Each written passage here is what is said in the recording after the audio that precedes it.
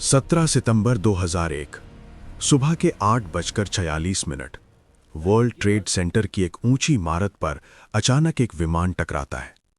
कुछ सेकंड के लिए लोग समझ ही नहीं पाते क्या यह हादसा था या कुछ और। कैमरे ऊपर उठते हैं, लोग फोन निकालते हैं और तभी दूसरा विमान आता है और दूसरी इमारत से टकरा जाता है। अब कोई शक नहीं बचा था, यह हमला था। पूरी दुनिया लाइव देख रही थी जब कुछ ही घंटों में वो दोनों विशाल टावर, जिन पर दुनिया को गर्व था, धूल में मिल गए। हजारों लोग कुछ ही मिनटों में इतिहास बन गए। और उसी दिन दुनिया ने एक नाम सुना, ओसामा बिन लादेन। लेकिन सवाल सिर्फ ये नहीं था कि हमला किसने किया, असली सवाल था वो आदमी कहाँ है। क्योंकि जिस शख्स ने यह सब प्लान किया था वो कहीं नजर नहीं आ रहा था। न कोई लोकेशन, न कोई साफ सुराग, सिर्फ कुछ वीडियो जिनमें वो कैमरे के सामने बैठकर दुनिया को चुनौती देता था। अमेरिका के लिए यह सिर्फ एक हमला नहीं था, ये एक खुली जंग की शुरुआत थी। कुछ ही दिनों बाद जॉर्ज डब्ल्यू बुश ने दुनिया के सामने एक घोषणा की, या तो आप हमारे साथ हैं या आतंकवादियों के साथ। और इसके साथ ही शुरू हुआ वॉर ऑन टेरर।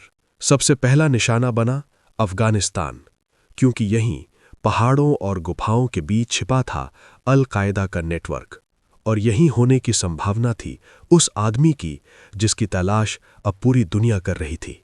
अक्टूबर 2001 अमेरिकी सेना ने अफगानिस्तान में एंट्री ली, बमबारी शुरू हुई, तालिबान के ठिकाने तबाह किए गए और धीरे धीरे अमेरिकी फौज उन इलाकों तक पहुंचने लगी जहां आम इंसान पहुंचना तो दूर सोच भी नहीं सकता था। लेकिन यह मिशन आसान नहीं था, क्योंकि दुश्मन सामने नहीं था, वो छाया की तरह था, कभी दिखता और फिर गायब हो जाता। फिर आया टोरा बोरा। टोरा बोरा एक ऐसा इलाका जहां हर चट्टान के पीछे एक सुरंग हो सकती थी, हर सुरंग के पीछे एक रास्ता, और हर रास्ता मौत की तरफ जाता था। CIA और अमेरिकी सेना को पुख्ता जानकारी मिली थी ओसामा यहीं है। दिसंबर 2001 ऑपरेशन शुरू हुआ। पहाड़ों पर बम बरसाए गए, जमीन पर सैनिक उतारे गए, हर गुफा को खंगाला गया, हर शक को परखा गया। कुछ रिपोर्ट्स तो यहां तक कहती थीं कि अमेरिकी फौज ओसामा से बस कुछ ही किलोमीटर दूर थी। लेकिन फिर सब कुछ अचानक शांत हो गया। जब ऑपरेशन खत्म हुआ तो वहां सिर्फ टूटी हुई चट्टानें थीं, खाली सुरंगें थीं, और एक बार फिर ओसामा गायब था, जैसे वो कभी था ही नहीं। यहीं से ये मिशन बदल गया। अब ये कोई सीधी लड़ाई नहीं थी, ये बन चुकी थी दुनिया की सबसे लंबी और सबसे मुश्किल मैन हंट। साल 2002, 2003, 2004, हर साल के साथ ओसामा की मौजूदगी एक रहस्य बनती जा रही थी। कुछ लोग कहते वो मर चुका है, कुछ कहते वो पाकिस्तान में छिपा है, कुछ का मानना था वो अब भी अफगानिस्तान की गुफाओं में है। लेकिन सच क्या था कोई नहीं जानता था। CIA के ऑफिस में बैठे विश्लेषक दिन रात बस एक ही काम कर रहे थे, हर छोटी से छोटी जानकारी को जोड़ना। एक फोन कॉल, एक संदिग्ध नाम, एक पुराना वीडियो, सब कुछ मायने रखता था। लेकिन एक चीज साफ थी, ओसामा खुद कभी कोई डिजिटल निशान नहीं छोड़ता था। न फोन, न इंटरनेट, न कोई सीधा संपर्क। वो दुनिया के सबसे आधुनिक सर्विलांस सिस्टम के सामने पूरी तरह गायब था, और यही उसकी सबसे बड़ी ताकत थी। लेकिन फिर एक छोटी सी चीज बदली, एक नाम जो बार बार सामने आने लगा, एक कुरियर, एक ऐसा आदमी जो सीधे ओसामा से जुड़ा हो सकता था। उसका असली नाम बहुत कम लोगों को पता था, लेकिन CIA उसे खास कोड नेम से जानती थी। ये कुरियर फोन का इस्तेमाल नहीं करता था, वो इंटरनेट से दूर रहता था और हमेशा एक ही पैटर्न में चलता था, बहुत सावधानी से, बहुत धीरे, और हमेशा किसी न किसी को चकमा देते हुए। CIA ने फैसला किया, अगर ओसामा तक पहुंचना है तो इस कुरियर को ट्रैक करना ही होगा। लेकिन यह आसान नहीं था, क्योंकि यह आदमी किसी प्रोफेशनल जासूस से कम नहीं था। वो कभी सीधा रास्ता नहीं लेता था, बार बार लोकेशन बदलता था और किसी को शक होने का मौका नहीं देता था। महीनों तक उसे सिर्फ दूर से देखा गया, कोई जल्दबाजी नहीं, कोई गलती नहीं। फिर एक दिन उस कुरियर की लोकेशन अचानक बदलती है। वो अफगानिस्तान से निकलकर सीमा पार करता है और पहुंचता है पाकिस्तान। अब कहानी और दिलचस्प हो चुकी थी, क्योंकि अगर ओसामा सच में पाकिस्तान में था तो इसका मतलब था वो दुनिया की नज़रों से कहीं ज़्यादा करीब छिपा हुआ था। CIA की नज़र अब सिर्फ उस कुरियर पर थी। वो कहाँ जाता है, किससे मिलता है, कितनी देर रुकता है, हर चीज़ रिकॉर्ड की जा रही थी। और फिर एक दिन वो कुरियर एक शहर में दाखिल होता है, एबटाबाद, एक शांत शहर जहां लोग अपनी रोज़मर्रा की ज़िंदगी जी रहे थे और उन्हें अंदाज़ा भी नहीं था कि उनके बीच में शायद दुनिया का सबसे खतरनाक आदमी छिपा हो सकता है। कुरियर एक बड़े से घर में घुसता है। ऊंची दीवारें, ऊपर तार लगे हुए, अंदर क्या हो रहा है कोई नहीं देख सकता। न कोई फ़ोन लाइन, न इंटरनेट कनेक्शन, और सबसे अजीब बात यह थी कि इस घर का कचरा बाहर नहीं फेंका जाता था, उसे अंदर ही जला दिया जाता था। CIA के लिए ये सब संकेत थे, लेकिन अभी भी ये सिर्फ शक था। क्या ये वही जगह थी जहां 10 साल से छिपा हुआ आदमी रह रहा था, या फिर ये भी एक और झूठा सुराग था जो उन्हें गलत दिशा में ले जा रहा था? हर रात, हर दिन उस घर को दूर से देखा जा रहा था, ड्रोन कैमरे, सैटेलाइट इमेजेस, लेकिन एक सवाल अब भी बाकी था। उस घर के अंदर कौन है, और क्या वो आदमी सच में वही है जिसकी तलाश दुनिया 10 साल से भटक रही है? सच बस एक दीवार के पीछे था, लेकिन उस दीवार को पार करना शायद दुनिया का सबसे खतरनाक फैसला होने वाला था। एबटाबाद का वो घर अब सिर्फ एक मकान नहीं रहा था, वो बन चुका था दुनिया की सबसे बड़ी पहेली। CIA के विश्लेषक दिन रात बस उसी एक जगह पर नजर गड़ाए बैठे थे। हर सैटेलाइट इमेज, हर ड्रोन फुटेज बार बार देखा जा रहा था, लेकिन जितना ज्यादा देखा जा रहा था उतने ही ज्यादा सवाल खड़े हो रहे थे। उस घर में रहने वाले लोग बाहर बहुत कम निकलते थे। बच्चों को भी बाहर खेलने नहीं भेजा जाता था। कोई मेहमान नहीं आता, कोई फोन कॉल नहीं, कोई इंटरनेट नहीं। ये सब कुछ इतना असामान्य था कि अब शक यकीन में बदलने लगा था। लेकिन एक चीज अब भी सबसे ज्यादा रहस्यमयी थी। उस घर में एक लंबा आदमी था जो कभी बाहर नहीं दिखता था। वो बस कभी कभी छत पर या आंगन में टहलता था, जैसे खुद को छुपाकर भी थोड़ा खुला महसूस करना चाहता हो। CIA ने उसे एक नाम दिया, पेसर। लेकिन क्या ये पेसर वही था? कोई पुख्ता सबूत नहीं था। अब सवाल ये था, क्या सिर्फ शक के आधार पर इतना बड़ा कदम उठाया जा सकता है? वॉशिंगटन में बैठकर मीटिंग शुरू हो चुकी थीं। बराक ओबामा को हर अपडेट दी जा रही थी। उनके सामने कई विकल्प रखे गए। पहला, ड्रोन स्ट्राइक, एक बटन दबाओ और पूरा घर खत्म। लेकिन इसमें एक समस्या थी। अगर उसामा वहां नहीं हुआ तो, और अगर था भी तो कोई सबूत नहीं बचेगा। दूसरा विकल्प, पाकिस्तान को बताकर जॉइंट ऑपरेशन करना। लेकिन यह और भी जोखिम भरा था, क्योंकि अगर जानकारी लीक हो गई तो उसामा फिर गायब हो सकता था, जैसे वो हमेशा होता आया था। तीसरा विकल्प, सबसे खतरनाक, सीधा हमला। एक ऐसा मिशन जिसमें अमेरिका के सबसे बेहतरीन कमांडो चुपचाप उस घर में घुसें और सच का सामना करें। लेकिन इसमें खतरा था। अगर मिशन फेल हुआ तो, अगर कमांडो पकड़े गए तो, या अगर पाकिस्तान की सेना को पता चल गया तो ये एक अंतर्राष्ट्रीय संकट बन सकता था। फैसला आसान नहीं था।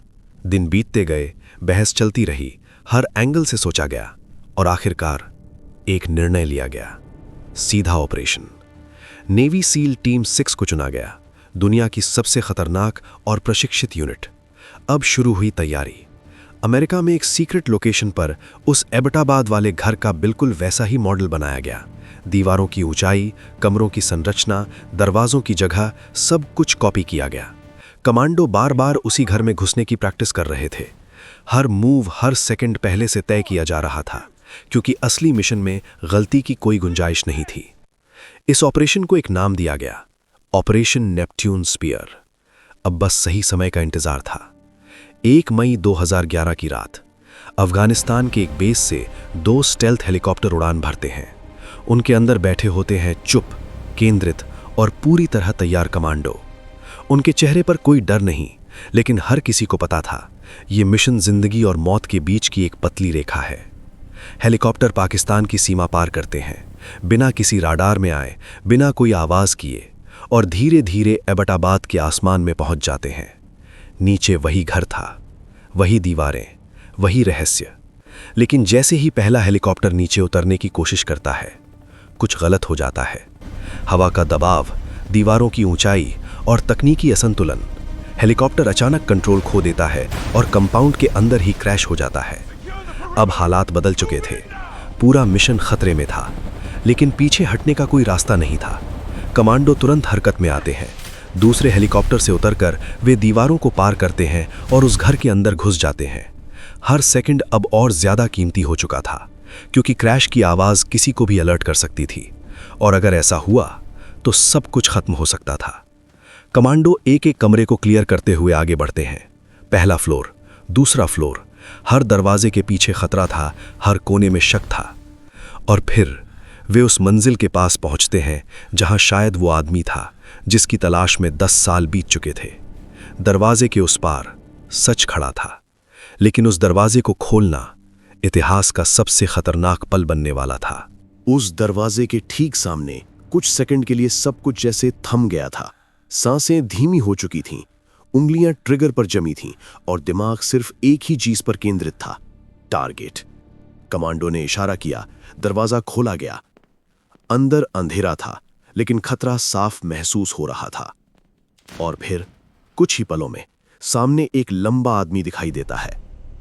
वही कद, वही चाल, वही साया। सालों से जिस चेहरे को दुनिया वीडियो में देख रही थी, वो अब सामने था। Osama bin Laden. कोई लंबा संवाद नहीं हुआ, कोई चेतावनी नहीं दी गई। कमांडो ने तुरंत फायर किया। कुछ गोलियां, कुछ सेकंड, और 10 साल की सबसे बड़ी तलाश उसी कमरे में खत्म हो गई। दुनिया का सबसे वांटेड आदमी अब जिंदा नहीं था, लेकिन मिशन अभी खत्म नहीं हुआ था। अब सबसे जरूरी था पहचान की पुष्टि। कमांडो ने तुरंत फोटो लिए, चेहरे को मैच किया और डीएनए सैंपल लेने की प्रक्रिया शुरू की। हर कदम पहले से तय था, हर काम तेजी से हो रहा था। नीचे के फ्लोर पर बाकी टीम भी अपने मिशन में लगी हुई थी। Computer hard drives, pen drives, दस्तावेज, जो भी मिल सकता था सब इकट्ठा किया जा रहा था, क्योंकि यह सिर्फ एक इंसान को खत्म करने का मिशन नहीं था। यह उस पूरे नेटवर्क को समझने का मौका भी था जो अब तक दुनिया से छुपा हुआ था। उसी बीच एक और बड़ा खतरा सामने था। क्रैश हुआ हेलीकॉप्टर। अगर उसे ऐसे ही छोड़ दिया जाता तो उसकी टेक्नोलॉजी किसी और के हाथ लग सकती थी। इसलिए कमांडो ने उसे वहीं नष्ट करने का फैसला किया। कुछ ही मिनटों में विस्फोट हुआ और वो हेलीकॉप्टर आग के गोले में बदल गया। अब समय था वापस लौटने का। पूरा ऑपरेशन 40 मिनट के अंदर खत्म करना था। हर सेकंड गिना जा रहा था। कमांडो ओसामा के शरीर को लेकर दूसरे हेलीकॉप्टर में सवार होते हैं और उसी खामोशी से जिस तरह आए थे वापस उड़ जाते हैं। नीचे एबटाबाद अब भी सो रहा था। उसे अभी भी अंदाजा नहीं था कि उसकी जमीन पर इतिहास लिखा जा चुका है। उधर व्हाइट हाउस में एक कमरे के अंदर कुछ लोग सांस रोके बैठे थे। उनमें से एक थे बराक ओबामा। उनकी नजरें स्क्रीन पर टिकी थीं, जहां हर अपडेट, हर मूवमेंट पर नजर रखी जा रही थी। कोई कुछ नहीं बोल रहा था, क्योंकि एक छोटी सी गलती, एक गलत खबर सब कुछ बदल सकती थी। और फिर रेडियो पर एक आवाज आई, जेरोनिमो, जेरोनिमो, EKIA। ये कोड था। इसका मतलब था एनिमी किल्ड इन एक्शन, यानी टारगेट खत्म हो चुका है। कमरे में सन्नाटा कुछ सेकंड और बना रहा और फिर धीरे धीरे सबको एहसास हुआ 10 साल की तलाश खत्म हो चुकी है। लेकिन सवाल अभी भी बाकी थे। क्या ये अंत था या सिर्फ एक पड़ाव? क्योंकि ओसामा सिर्फ एक नाम नहीं था, वो एक विचार था, एक सोच जो अब भी कहीं ना कहीं जिंदा थी। और शायद यही इस पूरी कहानी का सबसे बड़ा सच था कि कुछ लड़ाइयां कभी पूरी तरह खत्म नहीं होती। एबटाबाद की उस रात के बाद दुनिया कुछ देर के लिए ठहर गई थी। खबर धीरे धीरे बाहर आई और फिर अचानक हर स्क्रीन पर एक ही ब्रेकिंग न्यूज थी, ओसामा बिन लादेन मारा जा चुका है। लोग सड़कों पर निकल आए, व्हाइट हाउस के बाहर भीड़ जुटने लगी। कुछ के लिए ये जीत थी, कुछ के लिए बदला और कुछ के लिए बस एक अधूरा सुकून। लेकिन असली कहानी अब शुरू हो रही थी, क्योंकि हर कोई जानना चाहता था, क्या सच में सब खत्म हो गया? अमेरिका ने जल्दी ही एक और फैसला लिया। ओसामा के शरीर को समुद्र में दफनाया गया। वजह साफ थी, कोई कब्र न बने, कोई प्रतीक न बचे, कोई ऐसा स्थान न हो जो आगे चलकर एक विचारधारा को और मजबूत कर दे। लेकिन सवाल यहीं खत्म नहीं हुए। कई लोगों ने पूछा, क्या सबूत हैं? तस्वीरें क्यों नहीं दिखाई गईं? क्या ये ऑपरेशन पूरी तरह पारदर्शी था? सरकार के पास अपने जवाब थे, लेकिन दुनिया के पास अपने संदेह। इधर उस कंपाउंड से जो हार्ड ड्राइव्स और दस्तावेज मिले थे, उन्होंने एक और सच्चाई सामने रखी। अल-कायदा अभी भी सक्रिय था। ओसामा भले ही खत्म हो चुका था, लेकिन उसका नेटवर्क, उसकी सोच और उसके अनुयायी अब भी मौजूद थे। कुछ रिपोर्ट्स में यह भी सामने आया कि ओसामा लगातार नए हमलों की योजना बना रहा था और अमेरिका पर फिर से वार करने के रास्ते खोज रहा था। यानी अगर वो जिंदा रहता तो खतरा अभी खत्म नहीं हुआ था। लेकिन अब एक और बड़ा सवाल उठ चुका था। क्या सिर्फ एक इंसान को मार देने से आतंकवाद खत्म हो सकता है? क्योंकि इतिहास गवाह है, हर बार जब एक चेहरा गिरता है तो उसकी जगह लेने के लिए कोई और खड़ा हो जाता है। 9/11 हमले के बाद जो जंग शुरू हुई थी, वो सिर्फ हथियारों की नहीं थी, वो एक सोच के खिलाफ थी। एक ऐसी सोच जो डर को हथियार बनाती है और नफरत को ताकत। और ऐसी सोच किसी एक गोली से खत्म नहीं होती। एबटाबाद का वो ऑपरेशन एक सैन्य सफलता जरूर था, लेकिन इसके बाद की दुनिया और ज्यादा जटिल हो गई। मध्य पूर्व में नए संगठन उभरने लगे, नए नाम सामने आने लगे और आतंकवाद का चेहरा बदलने लगा। अब दुश्मन पहले जैसा नहीं था, वो और ज्यादा बिखरा हुआ था और शायद पहले से ज्यादा खतरनाक भी।